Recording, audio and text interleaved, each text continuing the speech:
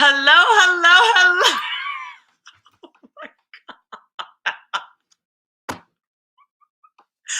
Well, I am Joe, and I am full of love and light, and that is my co-host, who's also full of love, just in a dark corner right now. But we are to be, and we are thankful to be back here with you on this day, Thursday, April 1st. Do you know what it's like to be tired and weary? For your spirit to be broken? Joe, I'm tired, Joe. I'm tired. This is all I got to give.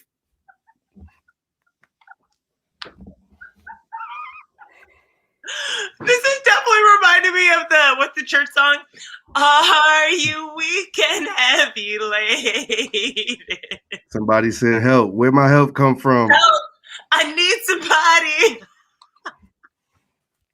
I couldn't even get dressed. I'm so tired. I'm mentally taxed. I'm doing my own check-in. I'm in my robe. I almost came with my hair tied because I'm just tired. These professors working me to the bone. They don't understand, Joe. They don't understand. I'm tired. The light's too bright. It sounds like you're going to start singing the blues. I'm not going to lie to you. It sounds like you are about to start singing. I'm reaching for my harmonica right now. Where is it? Nobody knows the troubles I've seen. There's something about this pandemic weariness that just hit different. Nobody knows my sorrows. Or I guess maybe you're Ray Charles with it, but I can't think of a Ray Charles song, but you do. Stevie Wonder. Oh my goodness. Oh my goodness. I'm just tired, Joe. I can't see the future because I'm tired. My eyes closed. You better see the future. We got 44 days. 44 days, Ty. Hold on. How many days? 44. 44 more days. Hold on. Exactly. I'm coming. Hold on. Oh, I feel the energy coming. Hey. I feel it, Joe. I feel it. I feel it coming. So, Ty, great. I wonder if you being tired has anything to do maybe with the fact that this was our first week of school in the new setting. They broke me down, Joe. They broke a good brother down. They want us to teach in person and virtual at the same time, at the same damn time. They want me to teach the roomies and the zoomies. Right? No, they do. Where in the lesson plan do I find out how to teach concurrently? Where do I find the part that says, here's how you engage the folks in front of you while still keeping an eye on those on Zoom in their black boxes? Joe, somehow teachers went from underappreciated at the beginning of the pandemic to now overworked. I think the overworked was the whole time. Can I just say that? Like, we were underappreciated, scrutinized, said that we weren't doing our jobs, and now we're being asked to do the impossible, if you ask me. How did we come back with more responsibilities? Not less, more, they said. More. How? The roomies and the zoomies. Oh my goodness, you got a good laugh from Savannah here. The roomies and the zoomies. I hadn't heard that one either. I'm amused as well. But like I gotta tell you, especially for people who are not as fortunate to have a co-teacher, like I've heard from everyone, they are wondering how they're supposed to do this. Additionally, like I don't understand how we walked back from this is stupid. We should not teach like this. And I mean, this is a speculation. But I honestly, one of my colleagues said it's almost like they want us to forget about the online people. And I was like, you know what? Maybe that's exactly what they want, so they can pressure them into coming into the building, because it honestly makes no sense. It doesn't make sense. So you can't play games with kids' lives like that. That's how you end up looking like me. House coat on the podcast. That's how. Because the attention that you deserve, that you need to thrive, is not given to you, and you just become tired. Not TIRED, but TYAAAAAD. Tired. Okay? Yeah. I just want to know, if you're listening to this right now, on a scale of 1 to 10, how tired are you? All my educators, how tired are you? What level meter? Hold on. Is that a fork in your glass of water? I know we live, but did I just see a fork in your glass of water? Pretend, yes. Some of us are tired and others don't even know we're weary. My. So tired we can't even find a spoon in the house. But a fork will do. A fork will do. Okay, I'm just gonna take that out so it's not a distracted. How was your first week at school? Being back in person. Vodka is clear. Anthony, you're my man. We can hang out anytime. Now, I like dark liquor myself, but when this state that I'm in, dark, white, light, green, blue, as long as it hit right. Honestly, it was a challenge. I was fortunate that my co-teacher was actually remote still, which had its challenges, because I'm like, be with me. I'm lonely and I'm by myself and I'm doing this for the first time in a year and you're not here. And then it was like, wow, hello, blessing in disguise, because honestly, I'm able to float around inside with the kids, and she's able to take care of the kids virtually. So that's honestly the only way that we're really managing. But at the same time, this schedule change is a real shift. Our vocational classes are longer. We have a 25-minute lunch, and then next week we're going to 75-minute classes. And I'm like, I thought we had a plan for our classes, having a longer lunch, giving the kids more time to decompress. So I'm not really happy with the schedule going back, but I will say it was really nice to see some of the kids in person who I definitely had not seen. Although they tried to hide their faces with their hoods, I found out who they were. So that was a little bit of a treat. I'm not going to lie. I'm happy for you, Joe. And you were energized. Your students that I subbed for. Oh my gosh. They're so cool. They're just like they are. Like they were just like they were in the Zoom room, which was so great. That was a really nice way to end the week, since we don't have school tomorrow. Actually, not having school tomorrow is a great way to end the week, because your girl is also tired. I look like I have a bunch of energy, but I think that's just one of my superpowers. Come on, Joe. We just need a moment. Let's take a moment. Truth is, I'm tired. Options are few. I'm trying to pray. Oh, but spring break, where are you? Oh, Lord. Oh, I needed that moment. All right, I got to get it together, Joe. Give me a moment. Let me get it together. You got the show. Oh, and he's not playing. Okay.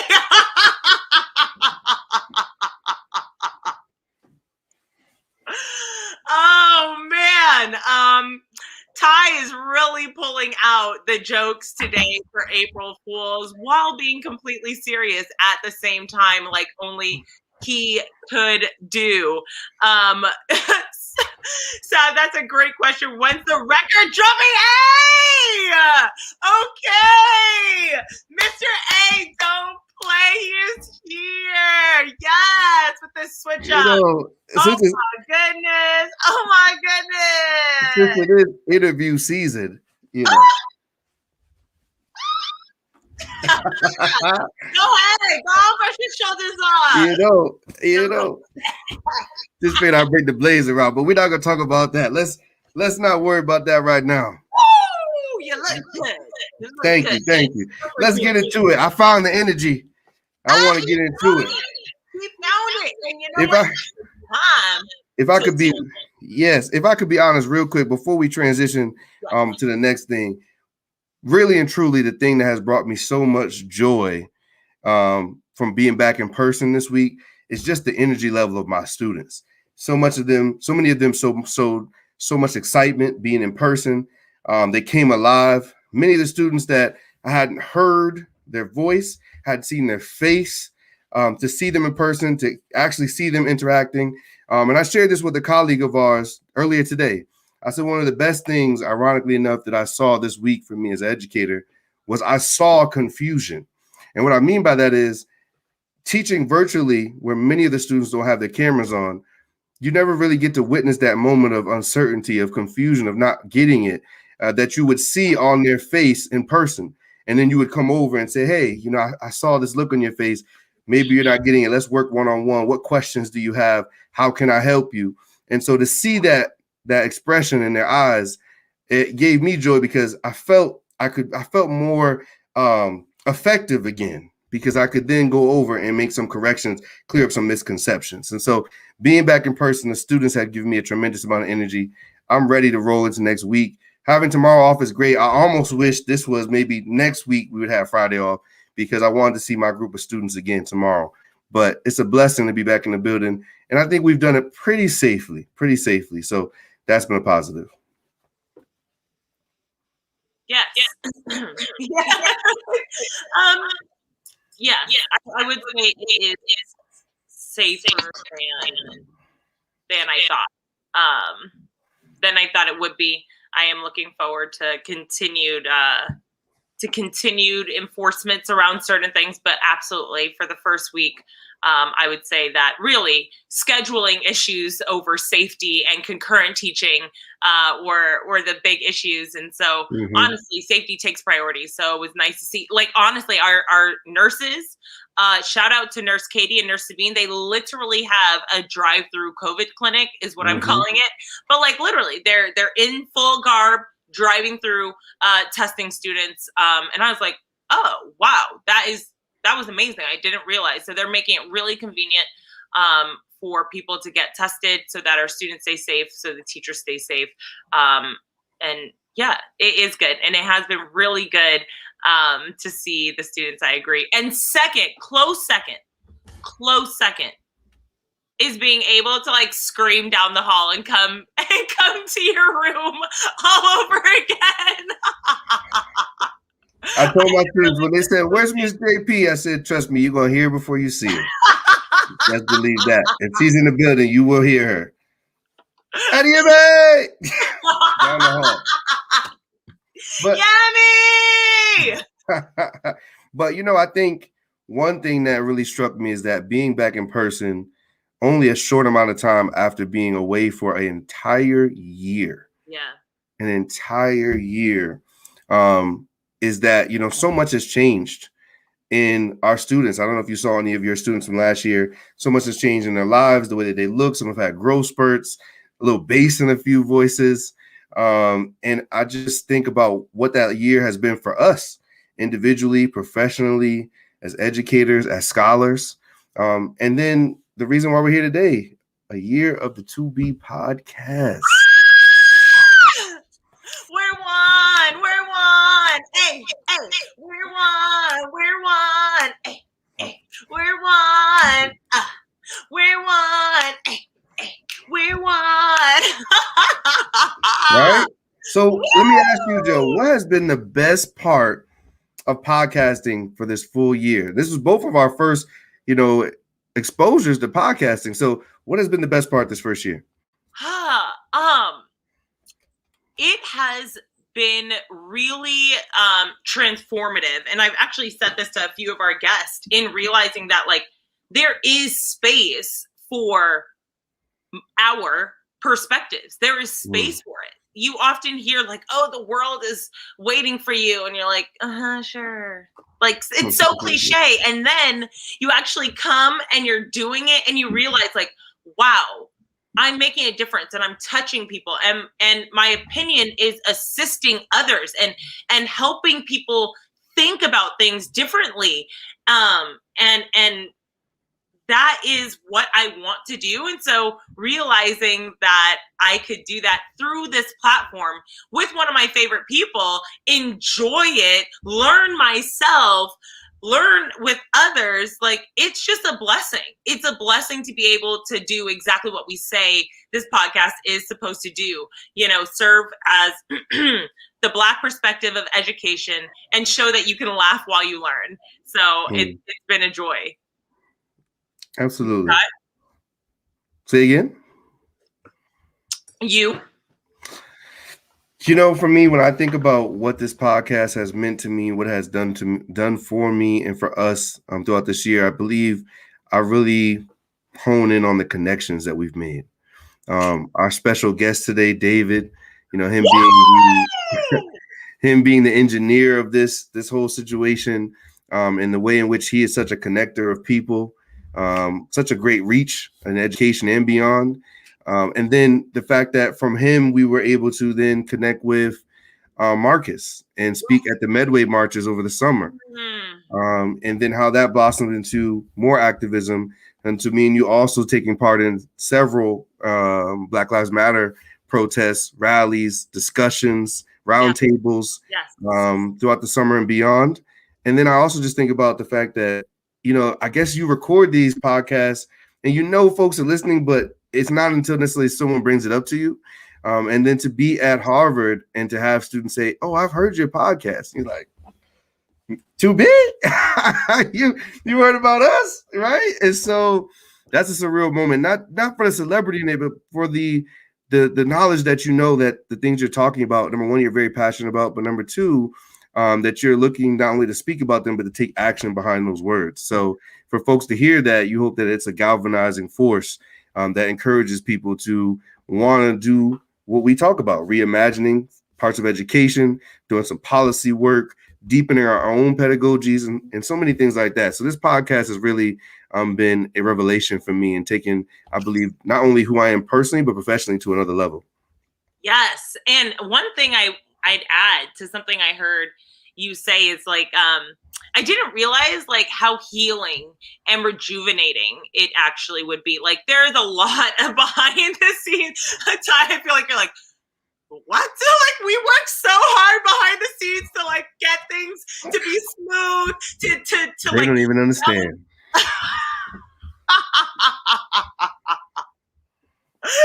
Like we're balancing so many things. And like, I will say that has also been just such a pleasure, is that like, we literally are teaching together, going to Harvard together, and doing the podcast together. So it's just this understanding that we have with what we're going through that I think makes us work as like partners in this so well.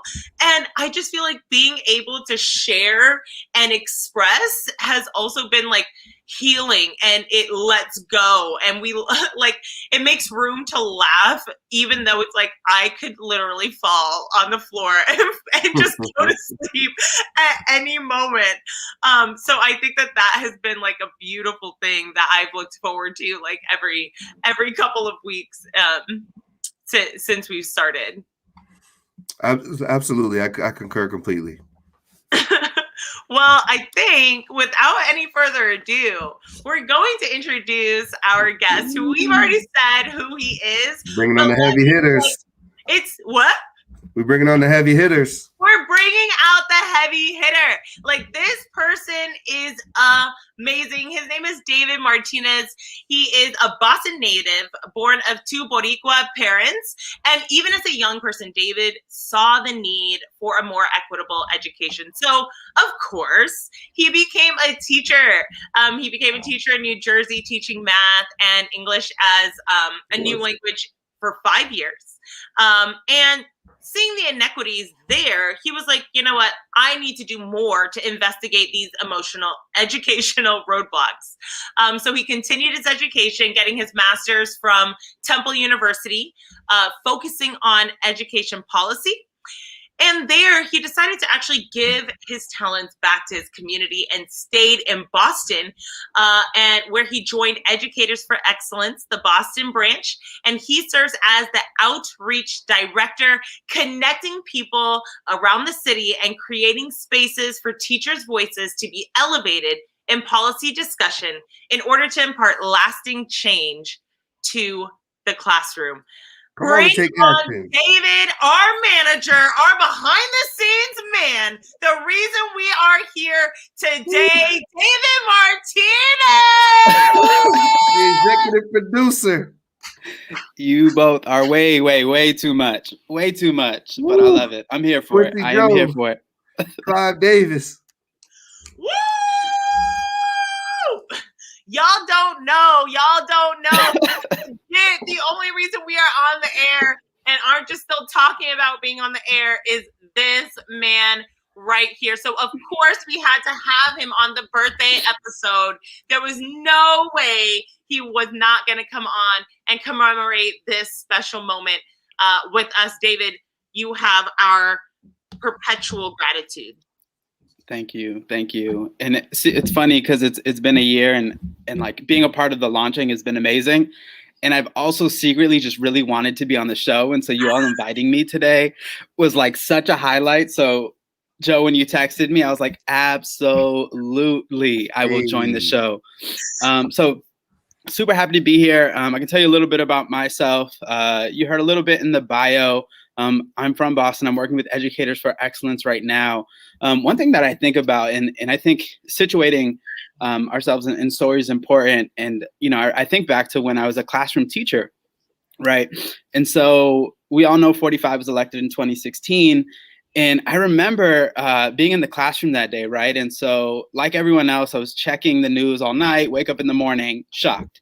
Right. So I go to the school building, park my car, regular thing. I walk into the building, bell rings, students are going to class. And I remember one of my students, Raymond, he comes up to me and he asked me this question, were you born here? I'm like, what do you mean? Were you born here? I was like, yeah, I was born here. And I'm like, okay. I'm trying to think of where he's going with this. And, he tells me this thing, I wasn't born here. My family wasn't born here. And I could see the look and the heaviness on his face. Right. And then he asked me this question, will we be okay? And as I think about, I'm no longer in the classroom and I can't support him in the ways I could before. But this question around will we be okay is one that reverberates in my mind. And it sort of grounds me when I think about how, I'm in this policy advocacy space now. What are the things that we're doing to make sure that our people, right, that our communities are okay, right? When we think about our policies, when we think about we're pushing for different efforts, are we making it so it'll be okay, right? And so, I have a good friend, and he has this phrase I'm good when my people are good, and so those two questions of will we be okay, and how do we make sure we have that collective good, right? And we're in that place. So super excited to be here. Y'all don't understand. I've been jealous of every person that's been on here. So happy to be on here, y'all. Love y'all. Great to see your faces. It's been way too long. And it's felt more than a year. This has been 3 years. 3 years. David, I'm laughing because I'm thinking about how we've had some of your colleagues on. We had Marcus, so you probably those people. You ain't got him. I'm fake jealous. I'm not really jealous. I'm happy for people. That was a really, really beautiful. That was a really beautiful story. And I think that a lot of teachers, a lot of family members, community members can really feel that. Having young people or friends look at them and say, do you think I'm going to be okay? Do you think I'm going to make it through? And then thinking about fast forward to 2020, right? And looking and having your friends and your various students, your various community members say, are we going to be okay? The parallels there are stark. So thank you for what you are doing in your policy and advocacy work to make sure that your people are going to be okay. And so with that, will you tell us about E4E, the company that you're with, you're doing this work with? Yeah, definitely. So our goal is really to empower educators to play an active role in policy conversations, right? Things that'll directly impact their classrooms, right? It began in 2010, really with this idea, like, how do we elevate teacher voice? How do we make sure that teachers' input is at the table? So, it varies how we do and what we're working on, but it's really, how do we get educators whose voices may not be elevated to speak on things that are education, right? Because I think, in particular with education, because everyone has gone through schooling, everyone feels like they have all this insight about education, and I don't think that's always the case, right? I think some of the educator voices are siloed and silenced, and so I think part of my role is to think about and have conversation and do focus groups and various other efforts to try to elevate voices from the classroom.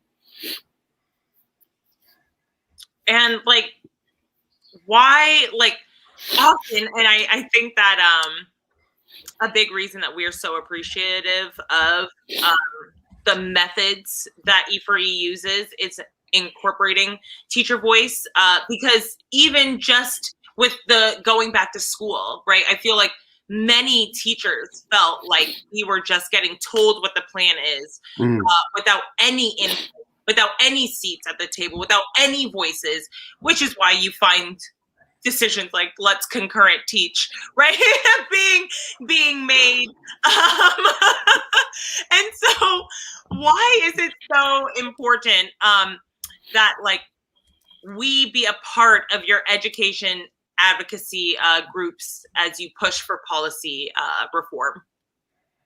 Yeah, no, definitely. I think at the heart of what we do, we want to make sure that it is teacher-led. So when we think about some of the previous work we've done around, we did a Schools That Heal campaign. I'll talk a little bit more about the ABC campaign that we're working on, but it starts with educators, right? So and that varies. We have a wide number of folks that are members, that are part of the organization, and other people who we've been in contact with. But that happens in small groups, it happens in focus groups, it happens through surveying and just conversations. So we have folks who are constantly talking to educators, constantly reaching out, having one-on-ones, really trying to get an idea of what are the needs of educators and how can we problem solve, how can we troubleshoot, where do we need to go, right? Does it require that we're lobbying at the State House? Does it require lobbying or testifying at a school committee meeting, right? I think there are numerous avenues that we can go. And I think a lot of times as a teacher, and I felt this experience for myself, is I don't know, right? Oftentimes I don't know. And I don't feel like I have really the power to do much by myself, right? And so I think being able to talk with folks, to navigate some of those systems, right? I think is super important. To your point, David, I really think about, as an educator, a lot of times, we have concerns, we have issues we want to bring up, but because of a lack of psychological safety, along with the concern of repercussion, we just internalize those thoughts, or we share them amongst our colleagues. Because there's a fear of, if I speak out, will I lose my job? And so advocacy groups like yours are vital, because they're sort of that go-between. They're the voice of the teachers, and you're in a position where you can speak freely, you can share honestly. And I think that that's a concern of many educators, is that, there are conversations that we have through group chats, through text, at happy hours before COVID, and these conversations are similar across the board, across districts, states, across the nation. So it's important, the work that you and E4E are doing. Absolutely. And about how tired we are as well. Sometimes I try okay, I'm gonna tell you, but now you're okay, and now you do X. I'm never mind. Just leave it be. Just leave it be. Right. I don't care anymore. Oh man. We might have to edit that part. We'll edit that part. That didn't happen. That didn't happen. I mean, when you're just so tired, the light hits your eyes, and you just, oh no. It's so real. And when I have been involved with some of the work that you have done, that has been something that I've so appreciated. Of course, that you are listening to Teacher Voice, but you are also doing the heavy lifting. You are being mindful of the fact that, like, you're already doing your day job. Like, we're not trying to put another day job, another one on top of you. So I think that many teachers truly appreciate that. And so thinking actually about the current times that we're still living through, well, 2020 and 2020 continued into 2021 has been craziness. How did y'all handle the pandemic, and like what initiatives, like how did you prioritize the initiatives that you were working on based on the current times? Yeah, that's a great question. I feel like a lot has happened in a year, right? I think when things really hit the fan, things closed down. I think for us, it was really important to get an idea of like what is actually happening. I think everyone was scrambling. So I think from the jump, we held different opportunities. A month after school had closed, we had held a session with Fox News, with various city councilors, with a number of other stakeholders, educators, really to talk about like what are the needs of students, what are the needs of teachers in these moments. And it kind of continued that throughout the year, checking in with teachers, finding ways for educators to network, to engage. And I think what we try to do, and hopefully we find the perfect balance, is to try to think about opportunities for folks to just network, right? Whether it's like a game night or going on a hike or some opportunity like that, with like the sort of nitty gritty. Like we have policy teams that look through like long documents and try to make sense of it, right?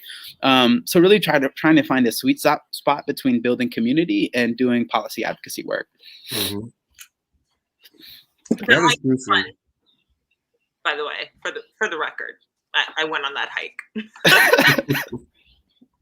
I was just saying that, but that balance is crucial. I think that, one thing that we've learned, Joe and I have talked about this, even in the midst of great advocacy work. I know I keep saying it, but your body, your mind, your spirit does become overworked and tired and weary. And so you need those moments of reprieve. So that way you can just feel normal, feel whole, and then be able to really re-engage with the work that you're doing. Because you come up against so much opposition, so many hurdles, capitalism, racism, sexism, ism. You just run down the list.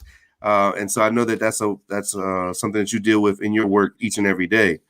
I wanted to hear, because, and I don't know how comfortable you are sharing, but I know you have a very specific story about the pandemic and what you specifically and your family went through. And I think about, your story and several other educators that I know of that have, it's really hit home for them. So would you mind sharing? Yeah, I'd love to. So December of 2020, on one day, it's December 2nd, we're, celebrating my dad's birthday. He had just, I don't know what age he turned, but it was just his birthday. And great time. My wife and I go away for a couple of days to spend in an Airbnb. We come back after a few days, and then we heard that, the weekend prior, not the one where we were with them, it looks like they had gotten COVID. And so, we thought nothing of it. It was light symptoms. It was just like some headaches, so on and so forth. And then a couple days pass, my dad's oximeter reading is really low. We're like anxious. We're like, oh man, let's, do I bring him in? I didn't contaminate, I didn't get COVID, but do I bring him in? I'm like, no, like we ended up calling an ambulance. And, we thought it was just going to be like, everyone else I knew. They go to the doctor, they are the emergency room, they get let go after some oxygen. But days passed. He transfers from one hospital in Brockton to Brigham and Women's, which was such a process. So it happened over it's like a month-long period. About 10 days in, or about 7 days in, they tell us he needs to be intubated, right? And so for 2 more weeks, he's intubated. So much anxiety, so many things, right? And it was a tough time, right? Like I think that's the short of it. And I know it's been a hard time for people I know who have lost parents and so on and so forth. The same happened to my uncle at the beginning of the pandemic. And it's tiring. I think you all talk about like it's tiring emotionally. And I think having to sort of deal with like the personal things in addition to trying to do the day-to-day things is tough, right? And I feel for so many people who have gone through similar and more challenging moments. Yeah, but he's better, recovering still, but better. We're thankful. Thank you much for sharing. Yeah. Thank you. How did you and your family like find rest and like joy, if that could be the word, during that time? That's a great question. Yeah, no, it was quite a moment. So my wife and I sort of took the lead with just contacting the doctor. So we were on the phone once or twice a day, just trying to get updates. And I think we were hopeful. I think I'm super happy for the staff at Brigham and Women's. They were super communicative, made things super clear, and left us with some hope, right? You know, there were days where he'd do well, and then days where he wouldn't be doing well, and days where he'd be doing a little better. And we tried to just focus on the positive as much as we could. And I'm just thankful, like people, you know, the community stepped in, right? So it wasn't a thing where, you know, it was a moment where even folks at work, and previous coworkers, thankful for them, who like provided food for my family, right? When we were like just not feeling it, right? And so I'm just thankful for that. Thankful for the community of folks who supported my family during that hard time, and you know, yeah, I'm thankful. Such a blessing. Yeah, absolutely. For sure.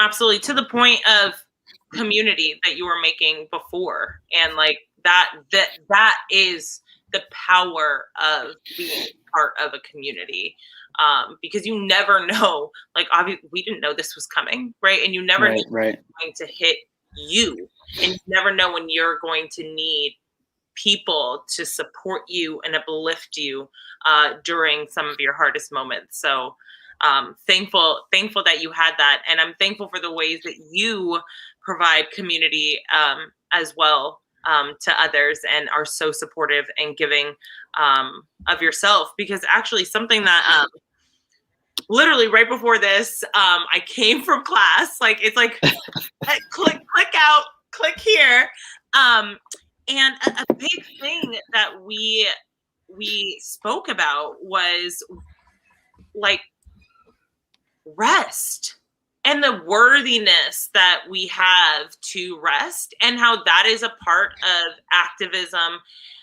that we don't highlight. Focus on work, do. So hearing you say, you know, but it has to be a balancing process. And so sometimes we just go out for happy hour, and sometimes you just go on hikes. And that is an important form of activism, and it like breaks down these systems and barriers that we are living in that say we are not allowed to rest, that we like you have to go. Productivity is the measure of your value. So like you are breaking down those systems, and I'm thankful to be a part of like an organization, and know of an organization that prioritizes that as well. And to me, actually, that kind of goes with your anti-racist commitment. So very cool thing that y'all have actually an anti-racist statement. So it says, our mission is to create an equitable education system in which success is not predicated by race. To achieve our mission, we must also work to dismantle systemic racism. This will require us to actively embody anti-racist practices in all aspects of our work, and strive consistently to make that our reality. just so you know, y'all, when you go on the website, this pops up. So it's not like they're not hiding it in some like tab under tab anti-racist. It's like, hey, welcome, by the way, like we're anti-racist today and every day. How are you? Like, and I love it. And when you click view more, literally there's paragraphs outlining these steps. So tell us, like, why is this fundamentally important to the organization and work that you do? Yeah, no, I thanks for putting that up there.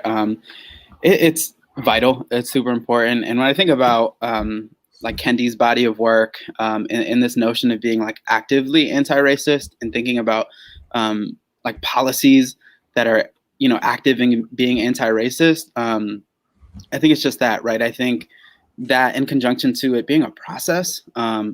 And so one of the things that we wrestle with as an organization is how do we make sure that this isn't just a performative thing, right? I think the word anti-racist is really sexy right now. It really is, right? And so we can say the word anti-racist, we can purport or like push for policy or anti-racist curriculum, right? Curriculum it's really striving to be anti-racist, but how do we make sure it's not performative? And so it's a lot of trial and error. I think it is really the name of it. I think as an organization internally, we try to do the work of anti-racism. So, you know, internally in the organization, I sit on our diversity council. So I'm looking at some of the policies that are coming in. I'm looking at some of our hiring practices. I'm looking at a number of different things like that. As well as serving as an identity group leader, as well as doing different trainings for the org-wide on D&I and so on and so forth. And it's a process, right? Like I think it's a thing where we can take 2 steps forward, we take 1 step back, we take 3 steps back.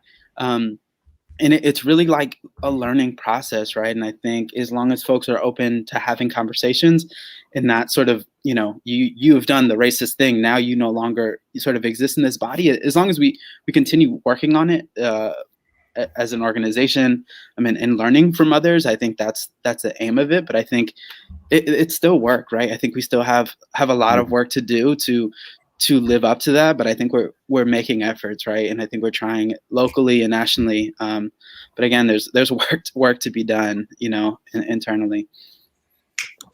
I think you just gave a lot of folks a charge, you know, that folks are saying, you know, I've been thinking about this, or I have these questions, or, you know, I want to get support. So how do people get involved? And do they have to be educators, or can it just be anyone that, you know, wants to help push thinking and policy forward in education? Great question. So we invite anyone who cares about education to our events. There are some things that are more geared toward educators, but I would say anyone is welcome. I think our focus really is, you know, Massachusetts. But again, we had folks from other chapters come to a session on Champions of Literacy, right, where an educator was sharing about, you know, what is literacy with a PhD candidate who was talking about her understanding of literacy and the numerous literacies that there are, and how, you know, the value behind language and so on and so forth. So there's a variety of different opportunities and ways to engage. I'll say that our current advocacy campaign is very Massachusetts specific, called our ABC campaign. And that's very much looking at the curriculum in Massachusetts. So the title for it is a Racially, Culturally Inclusive K-12 Curriculum Act. I had to read that because I could not remember that. But it recently passed in the House and the Senate, or was filed rather, not passed. That's not what happened. So it was recently filed, and there was 10 additional co-sponsors to that. And so it really started with educators. When I think about it, when we think about the inception of it, right, it started with educators who were looking at, you know, locally in Boston, looking at some of the policies around curriculum in Boston and thinking like, oh, wow, like, man, all of the language only says that DESE has to avoid perpetuating harmful racial stereotypes. And so for our educators, it was like, okay, like we can do more and we can do better. And so it was a long process of talking with teachers, of getting feedback, of having educators look at different drafts, to get the bill to the version it is now. And it's really a community approach. And the way I look at it is it's really a start, right? I think we work with a number of other partners who are doing really great work, who are trying to put forth great legislation as well. And it's how do we work together? And if there's anything I've learned, and I'm getting a little bit ahead of myself, because I love to read on my own time too. And I've been reading recently The Color of Law, particularly it's about housing, and I've jumped back to another book as well, Shock Doctrine, and was reading How to Hide an Empire recently. And as I think about each of those things, and I think about policies that are happening, it's like, how do we think about implementation, right? I think about Brown versus Board. Like, we're going to get to this point where we can pass legislation here, but 10 years down the line after Brown v. Board, then we have some semblance of implementation, right? So I think it's a long process, right? This is the very beginning stages of this campaign, but it's really a matter of thinking, how do we get people together? How do we get people on the same page to think about these things and to make sure these things happen? Is the key point for me. And all the more reason that it's not just educators, right? It's a community that needs to get behind and be galvanized and empowered in this work. Because the truth is, what happens in the school building has implications for the community. So it's really wonderful that you choose to include them in your work. And I've dropped links for the fact sheet for the Racially and Culturally Inclusive K-12 Curriculum Act, as well as just for you to check them out by going to their website, efree.org. And I actually I'm just burning to still know this, because I'm going back to how EFRE functions as a system, because you said something about it's trial and error. And I think a huge thing is that people need to understand that anti-racism is a process. You're not just going to wake up and one day be anti-racist for the rest of your life. It is about actually putting yourself out there, taking risks, being wrong, and, trying again, trying something else, learning from it. I think that, with anti-racist work, we don't use the same strategies that we would with other things, which is it's okay to make a mistake. You can fall down and you get back up. And obviously there are implications of that you can hurt people if you continue being racist, but however, not trying to undo it just leads to you continuing to do the same thing. So I'm wondering how y'all hold yourselves accountable. How are you embedding this and saying, calling each other out or in? Mm-hmm. Yeah.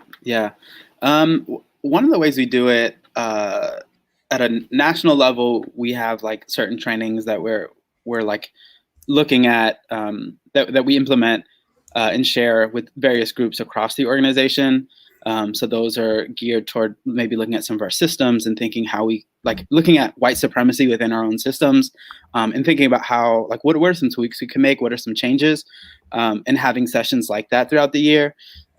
More recently, we've had a number of different just sessions where folks are just voicing out yo, this is where I see white supremacy. This is where we need to change as an organization. At a local level, we're having, bi-weekly discussions about race. Some people are leading it topically. Quarterly, we're having a discussion about race. I've also led some sessions around racial literacy. So while I was in New Jersey, I had the chance to work with, to do some trainings with Howard Stevenson. If you know Brian Stevenson, it's his brother.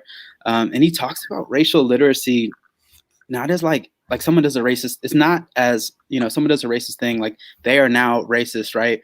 It's thinking about those micro moments and thinking about skill building around microaggressions, and how we can build up skills to respond in a way that is good for us. And so if I had a little more time, I'd explain it more in depth. But the idea is when I go through or have an interaction of a microaggression, right? What is the response that's going to make sure that I'm whole, right? Because eventually that eats away at you, right? Those moments of microaggression, if you just let them slide, right? But how are you proactive in those moments, and how do you work on some of that skill building? And so that I think is a huge piece. As I think about the conversation of race, man, proximity is huge, man. I think there's such a divide on left and right, and I'm so like so wanting to be more moments of engaging with people who are different, right? Brene Brown talks about how like we are, she has data to talk about how we're even more divided, right? Politically, left, right. And so that's something else that I think about as I think about this challenge. Even within the organization, how do we bring diversity or have diversity in ways that are purposeful? Because if we just kind of let things be as they are, like they'll be whiteness. The white supremacy will continue to be the law of the land, right? How do we sort of imagine a different reality? And I think that it requires intentionality. Have conversations, people. Talk about it. Talk about it over and over and over again. That is beautiful. And I want to thank the whole E3 National and the local Boston branch for that work, for the intentionality that you said, for doing specifically that. Thank you so much. And as we come to our close, this whole season has been about perspective pivots. And we did that for good reason. It was so easy to get bogged down with all of the pain that you felt personally, the isolation, the changes, that we wanted to make sure that no matter what, we kind of found a way that we were able to shift the way we view things or the way we addressed things. So as a result of this pandemic, how have you yourself, or perhaps you want to talk about a shift that you saw in E3 as a whole, how has your perspective pivoted as a result of the pandemic? Whew, that's a great question. Man, I think more than anything, priorities. I think I've been blown away by the love from people, from family, from friends who are family. And just like, I think more and more, it's a reminder that it's just important to just like take things simple, like it's simple, take things easy. I have no good answer other than like, I've just been grateful for the community and grateful to lean on folks when times have been tough. And so I'm thankful for community more than ever. I think that is an excellent priority shift, right? Loving people while they're here, prioritizing them while they are here, building community with people while they're here, because you just never know. Tomorrow's never promised. So I think that is a beautiful perspective pivot for us to actually end on. And actually, as we told you, it's a wrap. Season 2 is through. Season 2 is through. We turned 1. That this was, you know what? Like, leave on the birthday, right? So we can go celebrate. So it's formally tomorrow, but we're celebrating today. Week-long celebration. Okay. And the great part is, y'all, when we come back, we will have our degrees. We will be 2B MED. If you 2B degrees. Love it. 2B degrees. Who needs 98 degrees when you got 2 degrees? If I make it, y'all, pray for me. Hopefully I make it. Please pray for your boy. We gonna make it, Todd. We gonna make it. I'm not hearing that. I'm not hearing that. But as always, the best birthday gift that you could give us is a follow, a shout. Please tell somebody to tell somebody about our show. Have them tune in. We are available wherever podcasts are found, and we would truly appreciate the gift of more followers and more listeners as we are going to continue in year 2 with season 3. And I'm going to leave you with this wonderful quote from Trisha Hersey. You are disrupting toxic systems by reclaiming your rest. So we plan to continue disrupting those systems while we rest and continue to do our best in the other things that need to be addressed. Okay, well, that brings us to the end, and you know what we got to do? We got to remember to be good to yourself, to be true to yourself, and to educate yourself. Peace, y'all.